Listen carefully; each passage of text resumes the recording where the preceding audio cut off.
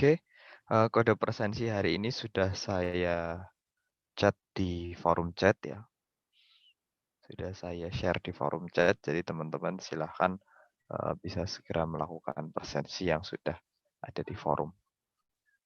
Kemudian kita lanjutkan, selanjutnya adalah uji normalitas dan uji homogenitas. Ini adalah bagian dari uji hipotesis suatu data ya, uji normalitas dan uji homogenitas. Di mana uji normalitas ini adalah suatu prosedur yang digunakan untuk mengetahui apakah data berasal dari populasi yang terdistribusi normal atau berada dalam sebaran normal atau tidak ya. Distribusi normal ini adalah distribusi yang simetris dengan modus min dan median ya, yang posisi modus min dan mediannya ini berada di pusat, itu distribusi normal. Distribusi normal diartikan sebagai sebuah distribusi tertentu yang memiliki karakteristik berbentuk seperti lonceng jika dibentuk menjadi sebuah histogram seperti tampak pada gambar. Jadi distribusi normal sempurna ya, data yang terdistribusi normal sempurna itu apabila diplot ya dari minimum sampai dengan maksimum ya, dari yang terkecil sampai yang terbesar, maka akan membentuk suatu kurva distribusi normal ya, atau disebut sebagai bell curve atau disebut sebagai Gaussian curve ya. Di mana bell curve ini artinya adalah bell itu lonceng ya. Lonceng karena memang kalau kita lihat bentuknya itu seperti lonceng ya. Distribusi datanya itu bentuknya seperti lonceng. Di mana kalau benar-benar sempurna, normal ya, itu akan simetris ya, antara kanan dan kiri akan simetris. Kemudian min, median, dan modus itu tepat berada di pusat atau di tengah-tengah data ya. Seperti ini ya contohnya. Contoh gambar terdistribusi normal. Nah, pada saat kita analisis data dengan statistik, ini banyak data yang ada di lapangan, hasil pengamatan, hasil percobaan ya, dari keseluruhan data ya, hasil survei misalnya. Itu kita anggap terdistribusi secara normal. Ya. Misalnya ketika saya meneliti gempa ya, gempa itu ya apabila kita plot seluruh datanya ya, seluruh data gempa yang pernah terjadi dari skala paling kecil ya sampai dengan paling besar ya. Skala paling kecil itu adalah 1 ya, 1 skala Richter, skala paling besar itu 10 skala Richter.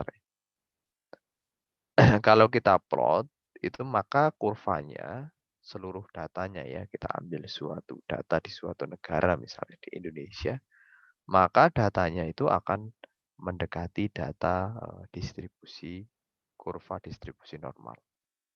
Walaupun tidak akan sama persis ya. Tidak akan sama persis, namun akan mendekati kurva distribusi normal.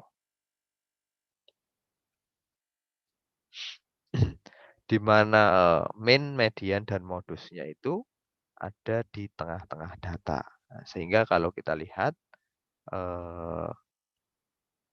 yang paling kecil ya, dan yang paling besar ini memiliki frekuensi yang relatif lebih sedikit ya dibanding yang sedang. Jadi kalau gempa itu frekuensi antara 1 sampai 3 skala Richter itu termasuk gempa yang kecil. Kemudian frekuensi lebih dari 8 skala Richter atau lebih dari 9 skala Richter itu adalah frekuensi gempa yang besar ya. Gempa yang besar.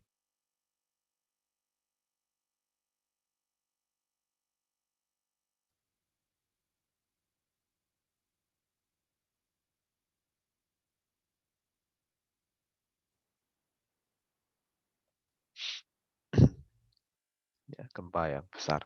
Sehingga frekuensi gempa yang kecil ini antara 1 sampai 3 skala Richter dan lebih dari 8,5 atau 9 skala Richter ini akan sangat jarang sekali muncul ya, akan sangat jarang sekali muncul. Sebaliknya, frekuensi gempa yang sedang ya, gempa antara 4 sampai dengan 7 skala Richter atau 4 sampai 6 skala Richter lah ya. Itu adalah frekuensi yang paling sering muncul ya. Gempa yang memiliki frekuensi paling banyak yang kerap terjadi ya.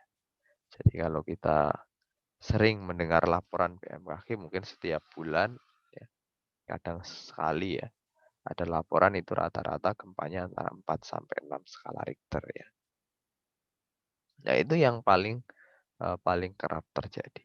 Sehingga apabila kita plot seluruh datanya, maka akan mendekati kurva distribusi normal ya, walaupun tidak sesempurna bell curve ya.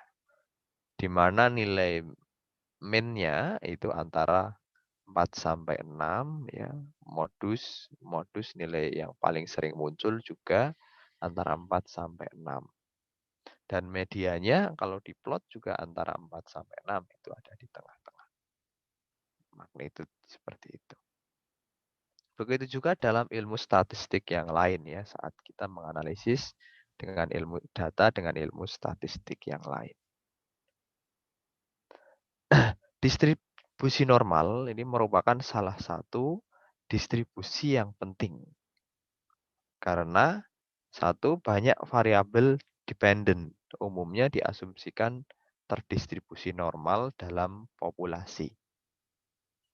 Artinya, kita sering berasumsi bahwa jika kita mendapatkan seluruh populasi pengamatan, distribusi yang dihasilkan akan sangat mirip dengan distribusi normal ya. Seperti yang saya jelaskan tadi contohnya. Jika kita dapat mengasumsikan bahwa variabel setidaknya mendekati terdistribusi normal, maka teknik ini memungkinkan kita untuk membuat sejumlah kesimpulan baik yang tepat atau perkiraan dengan nilai variabel tertentu ya.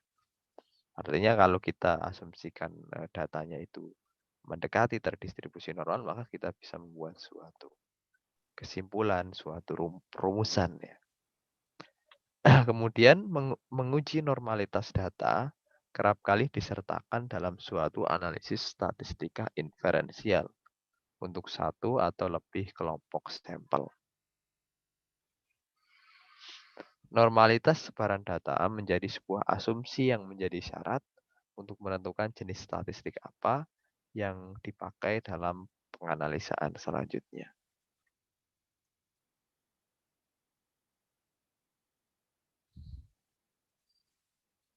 Jadi ketika populasinya itu terlalu banyak, maka kita mengambil suatu sampel ya dalam analisis statistik. Nah, diusahakan sampelnya ini ya itu tidak jauh dari populasi ya, tidak jauh dari populasi. Artinya kalau populasinya ini mendekati normal terdistribusinya, maka begitu juga sampelnya yang diambil ini harus juga terdistribusi normal. Oleh karena itu, data yang kita peroleh ya, maka kemudian diuji dengan uji normalitas. Uji normalitas ini adalah uji hipotesis awal ya, bahwa sampel itu terdistribusi normal, hipotesis awalnya. Kemudian kalau pengujian tidak sesuai ya, data itu tidak terdistribusi normal, maka hipotesis awal itu akan ditolak atau tidak sesuai, sehingga kesimpulannya adalah hipotesis akhir H1, yaitu sampel terdistribusi tidak normal. Jadi uji normalitas ini untuk menguji apakah sampel itu terdistribusi normal atau tidak. Dan uji normalitas ya, uji normalitas itu ada beberapa metode ya yang bisa dilakukan ya. atau ada uji Chi-square, kemudian ada uji Kolmogorov-Smirnov, kemudian ada uji distribusi data, kemudian ada uji Sapir-Whorf. Nah, itu adalah beberapa pengujian normalitas ya, atau distribusi normal data yang kerap digunakan. Nah, di SPSS sendiri itu ada dua ya, yaitu uji Kolmogorov-Smirnov dan uji Sapir-Whorf yang bisa kita lakukan untuk uji normalitas.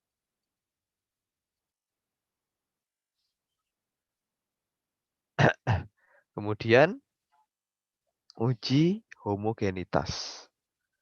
Nah, uji homogenitas ya yang satunya selain uji normalitas itu adalah suatu prosedur uji statistik yang dimaksud untuk memperlihatkan bahwa suatu dua atau lebih kelompok data sampel berasal dari populasi yang memiliki variansi yang sama atau tingkat keseragaman yang sama, homogen. Homogen artinya adalah seragam ya. Seragam artinya dia memiliki variansi yang sama atau tidak terlalu bermacam-macam ya, tidak terlalu beraneka ragam. Lawannya adalah heterogen. Heterogen artinya beraneka ragam. Pengujian homogenitas juga dimaksudkan untuk memberikan keyakinan bahwa sekumpulan data yang dimanipulasi dalam serangkaian analisis memang berasal dari populasi yang tidak jauh berbeda keragamannya. Sebagai contoh, jika kita ingin meneliti sebuah permasalahan, misalnya mengukur pemahaman siswa untuk suatu sub materi dalam pelajaran tertentu di sekolah, yang dimaksudkan dengan uji homogen bisa berarti bahwa kelompok data yang kita jadikan sampel pada penelitian memiliki karakteristik yang sama, misalnya pada tingkat kelas yang sama. Nah, ini tingkat kelas yang sama ya, karena kita ingin menguji submateri. Kalau tingkat kelas yang berbeda itu akan heterogen ya. Kalau tingkat kelasnya yang sama itu akan homogen. Nah, hal ini bisa kita uji dari data ya, data yang kita peroleh. Kemudian uji homogenitas ya. Uji homogenitas itu ada beberapa metode juga ya.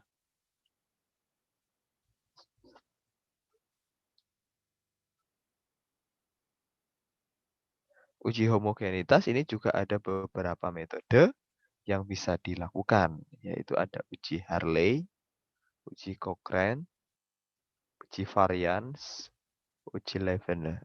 Uji Hartley, Cochrane, Bartlett, Valiance, dan Raven. Ini adalah uji-uji atau metode-metode yang kerap digunakan pada pengujian homogenitas atau keseragaman data. Nah, di SPSS sendiri yang akan kita lakukan, yang bisa dilakukan oleh SPSS adalah uji variance dan uji Levene atau Levene test ya. Kemudian begitu. Uji variance dan uji Levene test. Selanjutnya ya, kita akan mencoba melakukan pengujian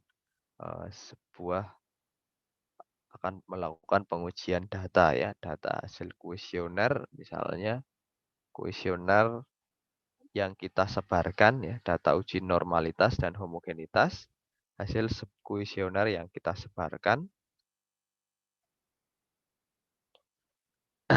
pada kelompok band ya. Kelompok band itu kelompok band yang sudah zaman dahulu ya, tahun 1970-80-an dari Inggris ya. Yaitu ada The Beatles ya, The Beatles. Itu misalnya ada 6 personil ya. Ada John Lennon, kemudian ada Paul McCartney, kemudian ada George Harrison, ada Ringo Starr, kemudian ada Stuart Sutcliffe, kemudian ada pit bass ya, ada 6 anggota. Dan ini tuh itu kita sebarkan suatu kuesioner misalnya pada fansnya ya, pada fans The Beatles. Untuk kemudian kita mengukur dari tingkat populer, berbakat, dan menarik ya. Tingkat kepopulerannya, bagaimana berbakatnya ya, seberapa berbakat personil tersebut ya, untuk menyanyi, untuk memegang alat musik masing-masing ya. Ada yang gitar, drum, dan sebagainya. Kemudian seberapa menarik di kalangan para fans ya. Oleh karena itu total kita sebar satu anggota itu ada 10 responden sehingga total ada 6 anggota maka ada 60 responden.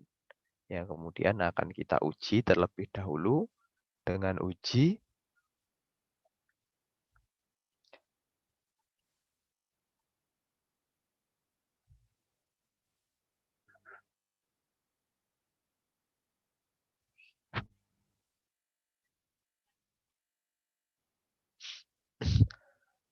kemudian kemudian selanjutnya akan kita uji.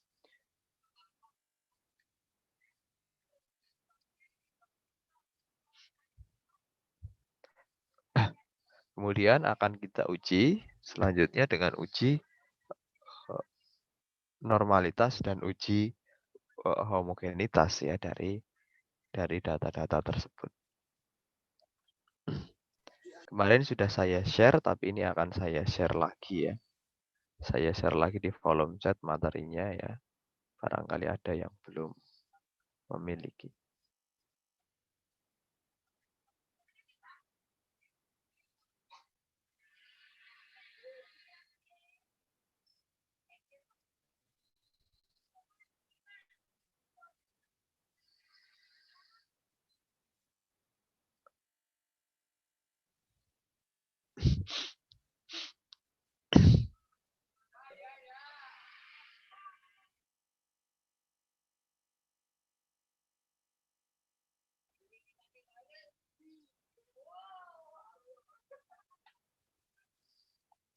Nah, itu materi sudah saya share di volume chat, teman-teman bisa download lagi. Terutama bagi yang belum mempunyainya, memilikinya. Kemudian kita buka SPSS kita selanjutnya untuk memasukkan variabel dan data-data tersebut ya.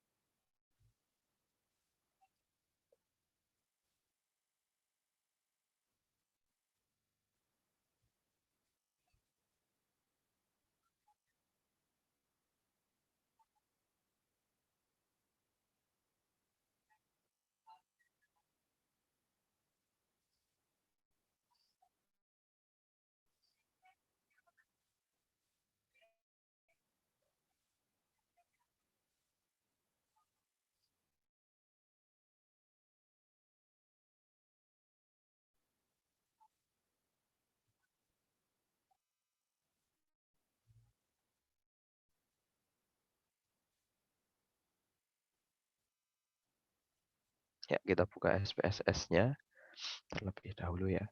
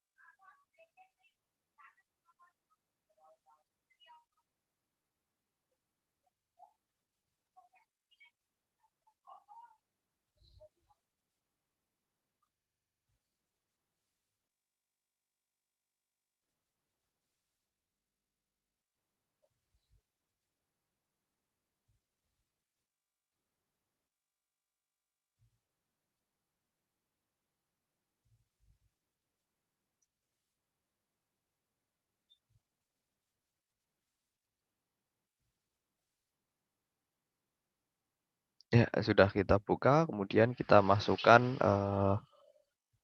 variabel-variabelnya ya, yaitu ada anggota, kemudian ada populer, berbakat, dan menarik. Anggota, populer, berbakat, dan menarik.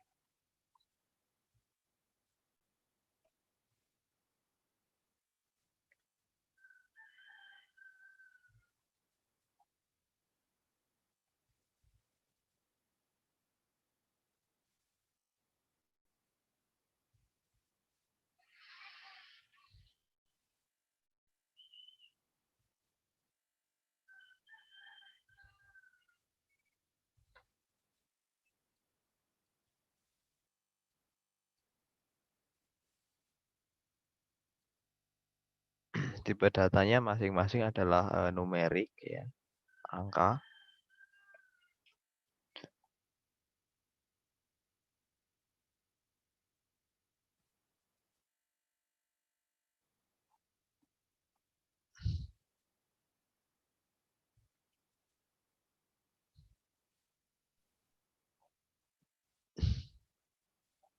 Kemudian Falus ini satu, tadi adalah John Lennon ya.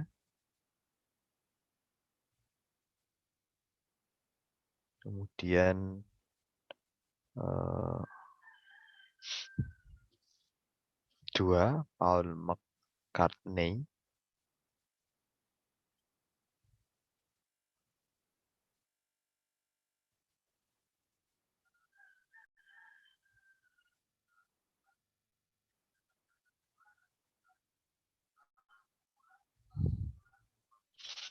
Tiga George Harrison.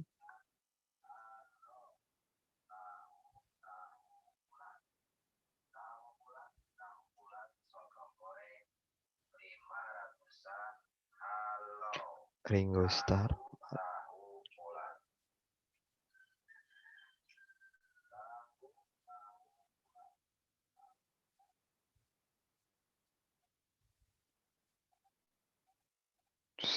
Stuart Sutcliffe.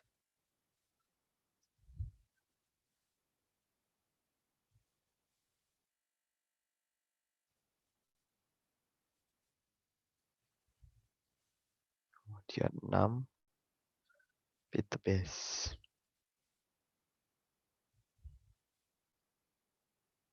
Oke.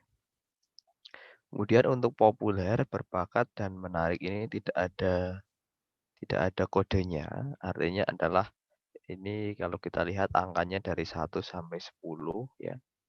Sehingga yang paling baik itu 10. Itu penilaian responden dari 1 sampai 10 ya.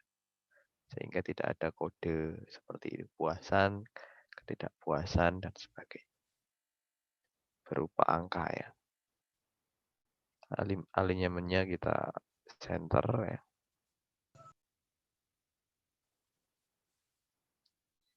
Kemudian measurnya ukurannya adalah scale ya. Jenis datanya scale.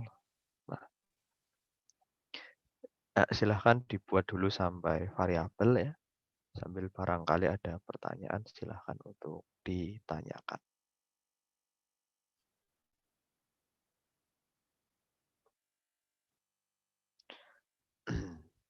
Kemudian bagi teman-teman yang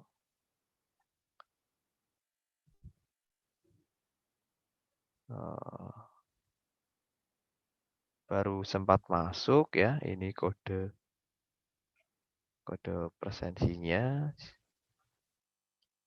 Silahkan untuk melakukan presensi bagi yang belum melakukan presensi.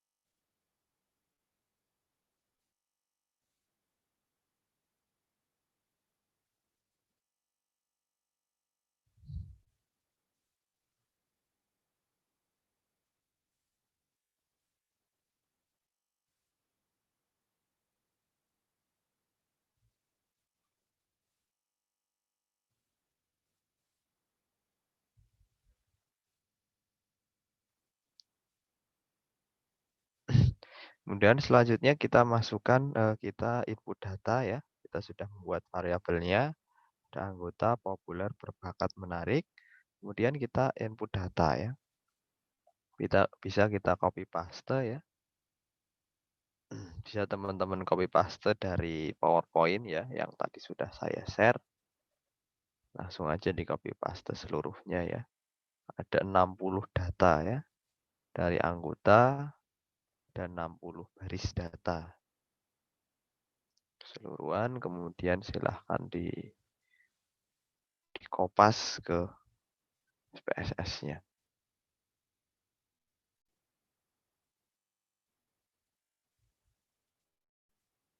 Nah, kita cek dulu ya, ada 60 ya, ada 60 baris data. Baik dari variabel anggota itu ada 60, populer ada 60 baris, kemudian berbakat 60 baris, dan menarik ada 60 baris. 60 baris.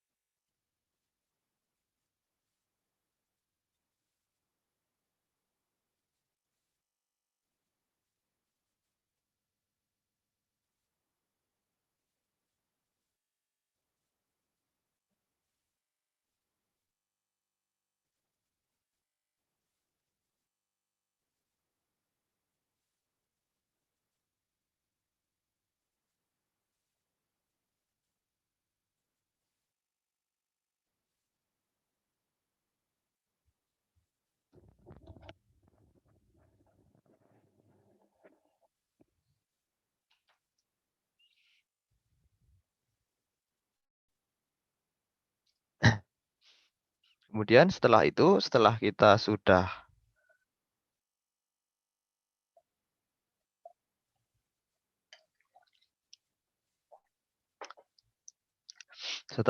input variabel dan datanya ya, kemudian kita bisa melakukan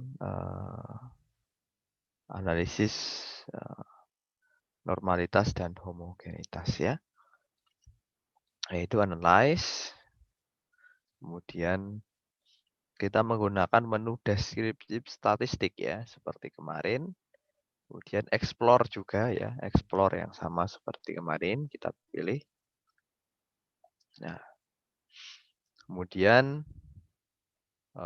anggota ini kita masukkan ke faktor list. Kemudian ketiga ini ada dependent, berbakat, menarik, kita masukkan ke dependent list-nya ya, dependent list. Setelah itu kita atur statistiknya di sini ya. Oke ya. Kita atur plotnya di sini. Nah, di plotnya ini kita bisa mencentang bagian normality plot with test ya. Jadi ketika analisis explore kemarin ya, deskriptif statistik ini kita tidak mencentang bagian ini ya. Normality plot with test. Yang artinya adalah kita include-kan juga analisis explore, yaitu normalitas, uji normalitas atau tes normalitas. Kemudian spread versus level with Leibniz. Ini ada uji sebaran, uji keseragaman data dengan Leibniz. Kita juga pilih power estimation. Kemudian kita pilih histogram. Ya. Yang membedakan kemarin ini none ya, ini none. Artinya tidak dilakukan uji Leibniz test atau uji keseragaman data dengan Leibniz test. Nah, kali ini kita pilih ya, power estimation, kita pilih normality plot with test. Ini oke, kemudian saya kira oke ya. Kemudian setelah itu, setelah oke bisa kita klik oke ya. Maka proses uji analisis explore, uji normalitas, dan keseragaman data sedang dilakukan.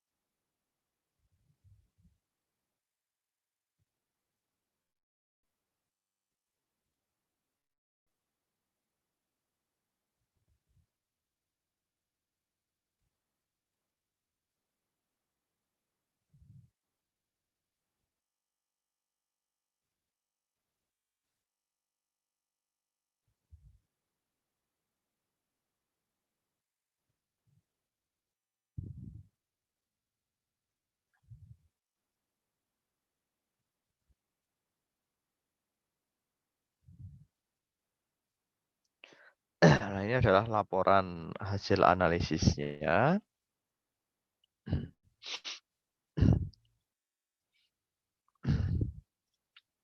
Tiap variabel dan tiap anggota ya masing-masing mempunyai N 10 data, sehingga ada 60 data, 10 kali 6. 60 data tiap variabel. Dan kalau kita lihat sudah 100% ini teranalisis ya. Sehingga cases missing-nya ya yang valid adalah 100%. Kemudian yang missing, cases missing ini adalah 0%.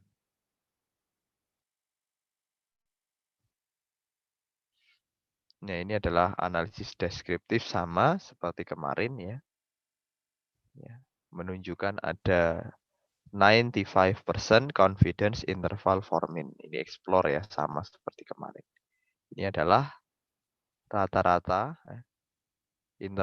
data interval dengan tingkat kepercayaan 95% ya. Dengan menyisihkan data ekstrim 5%, yaitu 2,5% atas dan 2,5% bawah. Sehingga akan diperoleh 5 trim mean ya. 5% trim mean, yaitu data yang sudah dieliminasi data ekstrimnya 5%. Sehingga rata-ratanya akan berbeda dengan rata-rata data keseluruhan. Lebih kecil ya. Kemudian di analisis deskriptif ini ada yang bisa kita gunakan untuk melakukan uji homogenitas ya. Uji homogenitas. Uji homogenitas.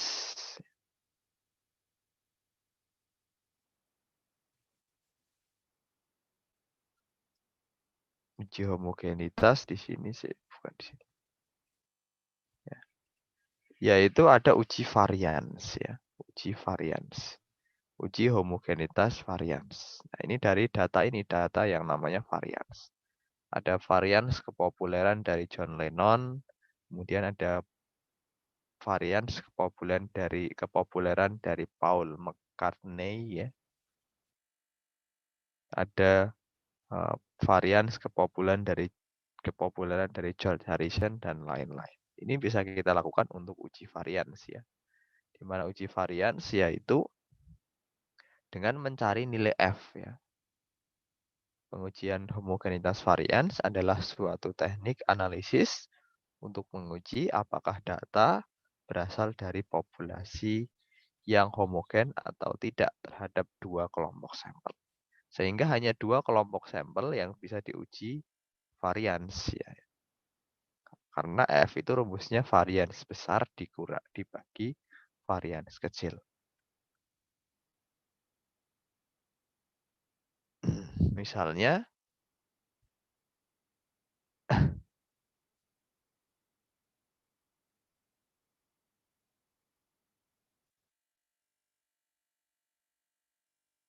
hasilnya apabila kita copy ya seluruhnya maka akan jadi seperti ini ya.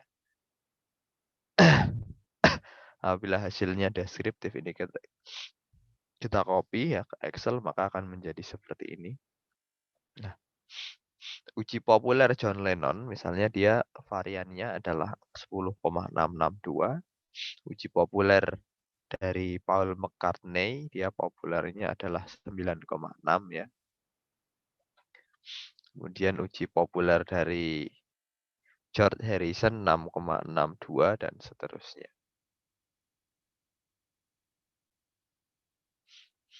Nah, maka varian sini adalah perbandingan dari yang terbesar dibagi yang terkecil ya. Yang terbesar dibagi yang terkecil.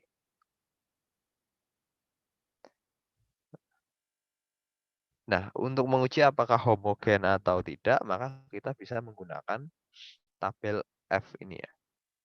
Tabel uji homogenitas variansi F.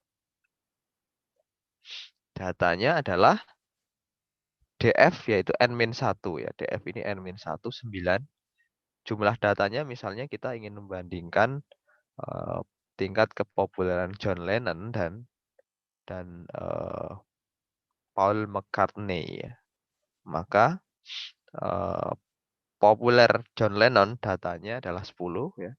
Begitu juga Paul McCartney N atau jumlah datanya 10. Kemudian DF itu N-1 ya. 10 min 1 9. Sehingga kita bisa angka 9. Kemudian di sini juga 9. Sehingga batasannya kalau 9 kita plot dengan 9 adalah 3,18 ya, 3,18. Dan kalau kita lihat di sini batasnya adalah 3,18. Nah, 3,18 ini masih kurang dari 1,18 ya. Hasil perbandingan dari John Lennon dan Paul McCartney itu 1,18 ya. Itu masih kurang dari batas kritisnya 3,18. Yang berarti bahwa masih homogen ya berdasarkan uji varians dan sebagainya. Bisa teman-teman uji karena ini uji varians ini hanya dilakukan pada dua varians ya, dua sampel, ya, dua kelompok sampel. Kemudian selanjutnya kita lihat laporan selanjutnya. Yang lainnya statistik deskriptif ya, sama seperti kemarin. Ada mean, median, modus, skewness, kurtosis, dan sebagainya. Ini semuanya ya bisa dilaporkan. Sehingga banyak sekali datanya. Kemudian test of normality. Nah, ini adalah hasil uji test of normality ya. Seperti yang saya sampaikan tadi bahwa uji normalitas untuk SPSS ini menggunakan Kolmogorov-Smirnov dan Sapir-Whorf. Kolmogorov-Smirnov dan Sapir-Whorf ada dua. Ini masing-masing akan muncul statistik dan signifikansinya, angka signifikansinya. Kalau kita lihat dari Kolmogorov-Smirnov ya, uji normalitas ya Kolmogorov-Smirnov.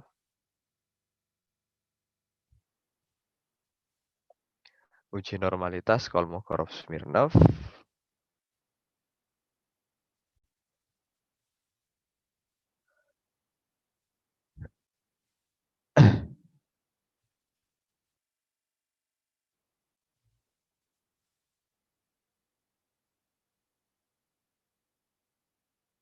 Nah, uji normalitas Kolmogorov-Smirnov dan Sapir-Whorf ini apabila angka signifikansinya itu lebih besar dari 5%, maka hipotesis awal diterima.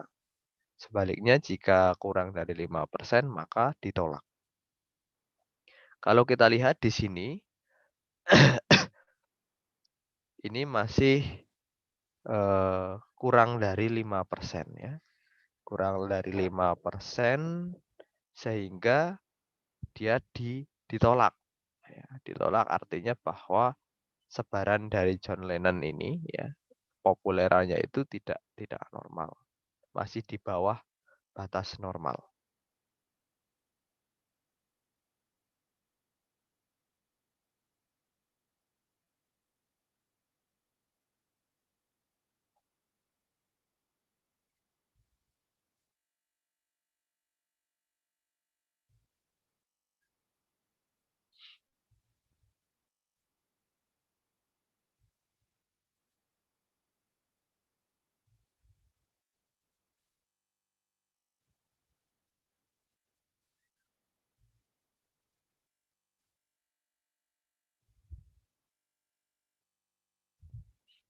Di bawah batas normal ya.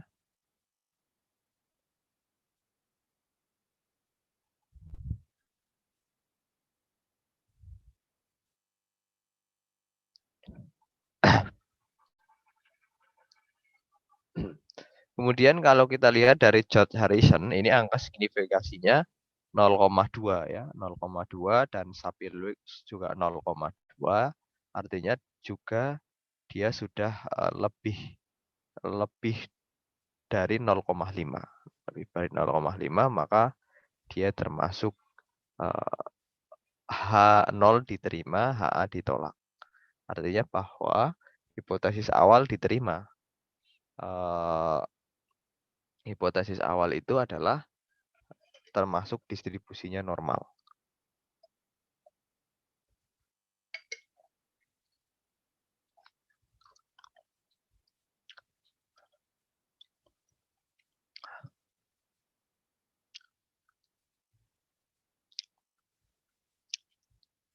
Kemudian ada juga metode bahwa membandingkan dengan tabel.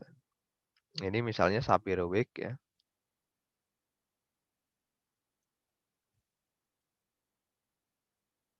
Ini ketentuan nilai signifikansi ya. Kalau kurang dari 0,05 atau 5% maka tidak normal. Atau lebih dari 0,05 maka normal. Atau dengan tabel. Kalau dengan tabel ini N jumlah data 10 misalnya, W 0,05 batasannya berarti 0,842 ya. Kesalahan atau signifikansi 0,05 atau 5% yang kita gunakan. Maka batas minimumnya adalah 0,842. Sehingga kalau kita periksa 0,842 ya.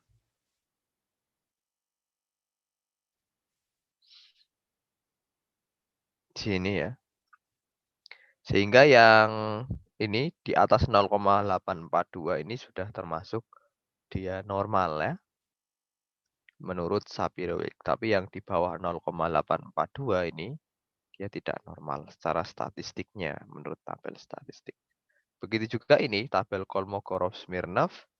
Ini ada juga tabelnya ya Kolmogorov-Smirnov. Ya, 0,05 jumlah datanya 10 atau N-nya 0,409 sehingga yang di bawah 0,409 itu normal. Ini kalau berdasarkan statistiknya. Artinya ada dua metode berdasarkan angka signifikansinya dan berdasarkan data statistik ya. Kita bandingkan dengan tabel Sapir-Whorf dan tabel Kolmogorov-Smirnov. Gitu. Kemudian setelah itu kita ke bawah, kita scroll ke bawah, ini ada homogeneity of variance. Nah, ini adalah Levene statistik ya, Levene statistik atau Levene test. Uji homogeneity of variance atau uji keseragaman data, laporan uji keseragaman data berdasarkan Levene test ya. Kita scroll ke bawah.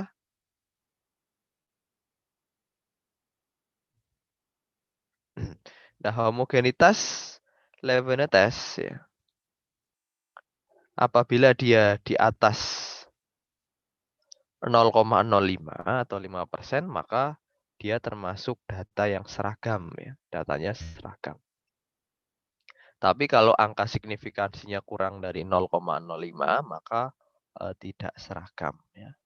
Maka kalau kita lihat dari tingkat kepopuleran ini di antara John Lennon ya, jadi membandingkan banyak variabel ya, tidak hanya satu, dua ya, tidak hanya dua seperti uji variansi tadi ya. Hanya bisa digunakan untuk membandingkan dua kelompok sampel, misalnya tingkat kepopuleran dari John Lennon dengan tingkat kepopuleran dari Paul McCartney atau tingkat kepopuleran dari John Lennon dengan George Harrison ya. Namun untuk ini ya untuk uji Levene ya, test of homogeneity of variance dengan Levene statistik atau Levene test ini bisa dilakukan membandingkan banyak kelompok sampel. Ya. Misalnya ini eh, misalnya populer ya, populer itu ada 6 kelompok sampel. Ada kelompok sampelnya si John Lennon, kemudian ada George Harrison, Stuart Sutcliffe, kemudian ada Ringo Starr dan lain-lain.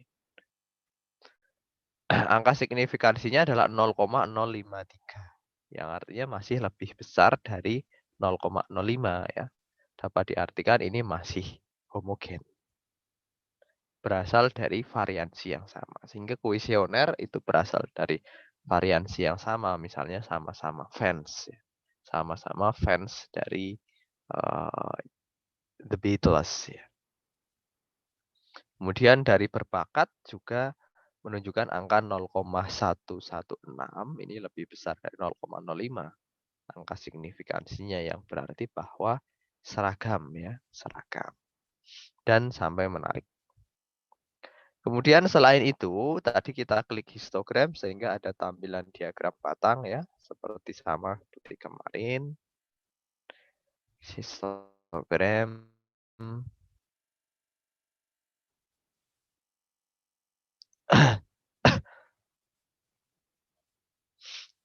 Nah, kemudian ada stem and leaf plots ya, stem and leaf plots yang sama seperti kemarin. Kemudian ada normal gigi plot ya, normal gigi plot. Nah, kita lihat normal nih gigi plot.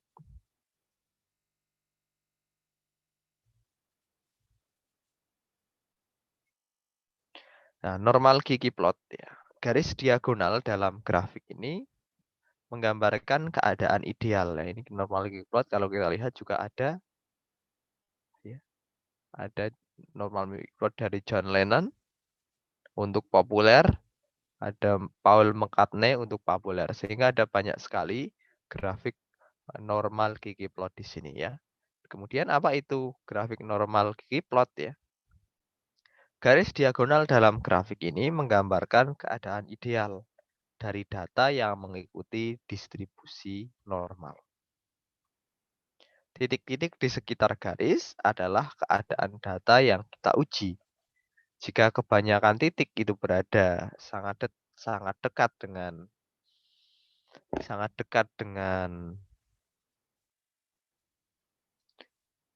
garis atau bahkan menempel pada garis, maka dapat kita simpulkan bahwa kita mengikuti distribusi normal. Namun, jika ada satu saja titik yang berada jauh atau di luar garis, maka menandakan bahwa data terdistribusi tidak normal. Gitu ya. Jadi normal gigi plots. Sehingga dari normal gigi plots ini bisa kita lihat bagaimana kenormalan distribusi suatu data ya. Ya, ada semuanya ada normal gigi plots.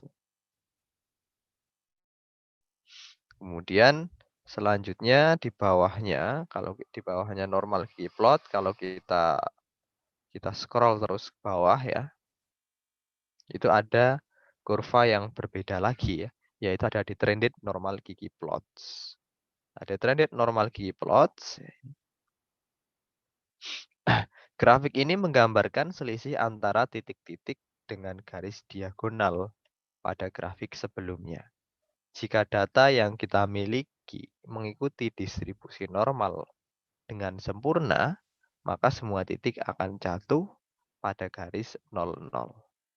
Semakin banyak titik-titik yang tersebar jauh dari garis ini menunjukkan bahwa data kita semakin tidak normal. Nah, itu ada juga detrended normality plots. Itu juga digunakan untuk mengukur kenormalan dan ketidaknormalan distribusi suatu data ya. Semakin dia dekat dengan 0 sebarannya, maka dia semakin normal. Semakin jauh semakin tidak normal. Ini semuanya. Kemudian ada ya kemarin sama seperti kemarin yaitu stem and leaf plots. Stem and leaf plots ini juga bisa kita gunakan untuk menguji kenormalan distribusi suatu data ya. Stem and leaf plot atau box plot. Secara teoritis, data dikatakan terdistribusi normal apabila nilai median ada di tengah-tengah kotak. Nilai whisker terbagi secara merata ke atas dan ke bawah. Kemudian tidak ada nilai ekstrim atau outlier. Nah, ini juga bisa menggambarkan ya, kenormalan atau distribusi data, ketidaknormalan data. Untuk mengetahui outlier bisa kita run ulang yang tadi kita klik outliernya ya. Tadi kita tidak klik outliernya. Outlier ya sama seperti kemarin pada saat kita analisis statistik deskriptif ya. Ini juga bisa menggambarkan bagaimana ke distribusi normal data.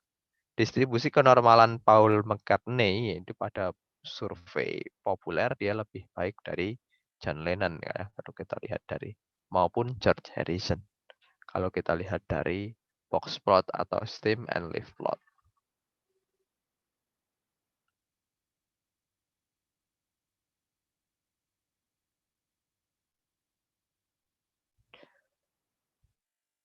Begitu kira-kira uji normalitas dan homogenitas pada hipotesis data ya, hipotesis data awal. Ada yang ingin ditanyakan untuk hari ini?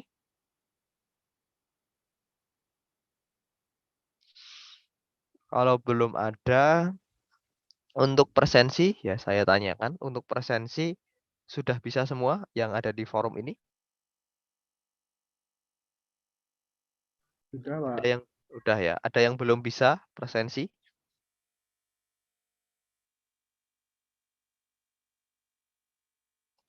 Oke, kalau sudah bisa, apakah asisten ada, Mbak Hester?